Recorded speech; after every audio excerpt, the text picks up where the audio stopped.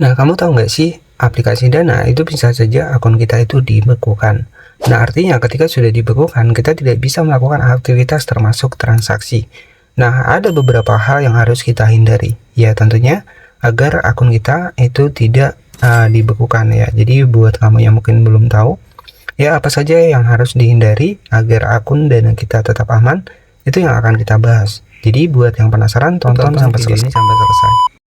Baik, assalamualaikum warahmatullahi wabarakatuh. Selamat datang kembali tentunya bersama saya di channel Pangeran Kodok ya. Jadi pada pembahasan kali ini kita masih membahas seputar aplikasi Dana ya. Ada beberapa hal yang harus kita hindari agar akun Dana kita itu tidak dibekukan. Nah, mungkin beberapa dari kamu mengalami hal seperti ini. Nah, misalkan ya kamu mengalami akun kamu dibekukan seperti ini. Jadi kamu tidak bisa melanjutkan dengan alasan keamanan. Untuk bantuan silahkan cek hubungi customer care ya di aplikasi Dana.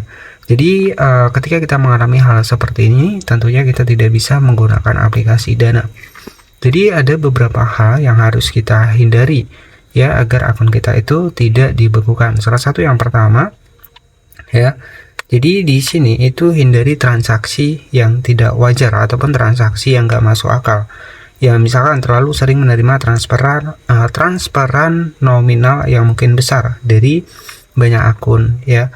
Kemudian pola transaksi berulang dalam waktu singkat. Nah, itu juga hindari hal-hal itu ya. Kemudian aktivasi seperti sering dianggap sebagai indikasi penyalahgunaan akun. Nah, itu juga harus kita hindari ya. Jadi itu beberapa hal yang harus kita hindari, dan hindari keluar masuk menggunakan smartphone yang berbeda dengan akun Dana 1 ya. Agar aman ya, gunakan data asli dan pastikan sesuai dengan KTP.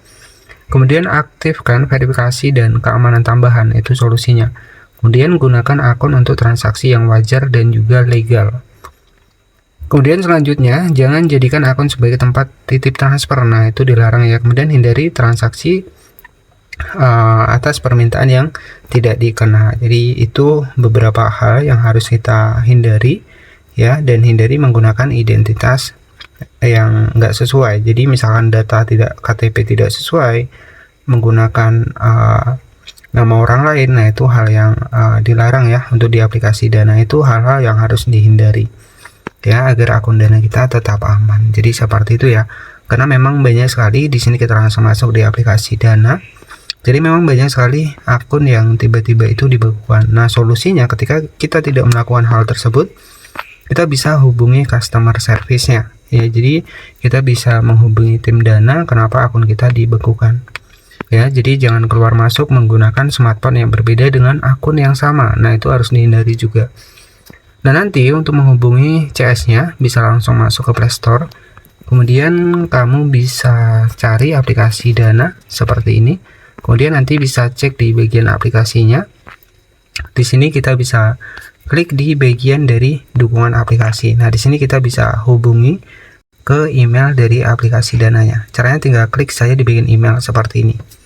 Nah, di sini kita tinggal tuliskan nih, ya kenapa akun Dana kita itu dibekukan. Kenapa akun Dana saya dibekukan ya?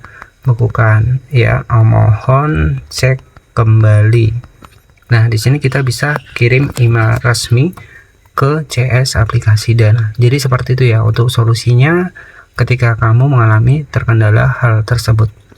Jadi mungkin itu saja yang bisa saya sampaikan seputar beberapa hal yang harus dihindari agar akun Dana kita itu tidak dibekukan ya. Jadi kalau dibekukan ya otomatis kita tidak bisa melakukan transaksi, tidak bisa beli pulsa ataupun bayar tagihan, ataupun bayar misalkan bayar yang lainnya ya. Jadi kan banyak juga ya fitur di aplikasi Dana ya. Jadi seperti itu saja yang bisa saya sampaikan pada kesempatan kali ini. Jadi di aplikasi Dana ini memang aplikasinya simpel, tapi banyak fitur yang bisa kita gunakan ya. Termasuk di sini bisa beli pulsa listrik, PLN ya, kemudian bayar BPJS, BPJS Kesehatan dan Ketenagakerjaan. Itu saja. Terima kasih yang sudah menonton. Jangan lupa subscribe dan wassalamualaikum warahmatullahi wabarakatuh.